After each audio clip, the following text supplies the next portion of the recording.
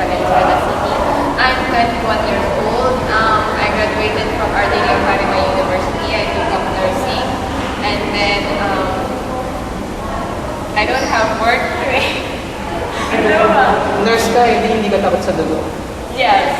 Hindi ako takot sa dugo. Paano pag nag-headspin ka, dumugulog ka? Joke lang. Sige, ikaw. Kumakanta kayo ate? Ayan, pagsayaw, paglaro ng volleyball, Kanta. Kumakanta ka? Ang ganda ng boses niyo ate. Yun. Yun lang. Yung schedule mo? Flexible ba? Or...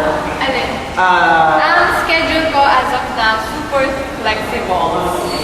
Ay, may question po ako. Kasi may dancer po si Derek. Pangalan niya Miko.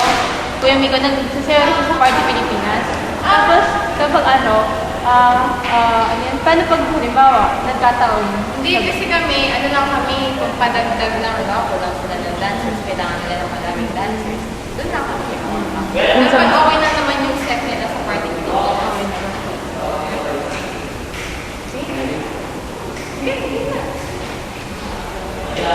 Bagay sa'yo itong Super beat.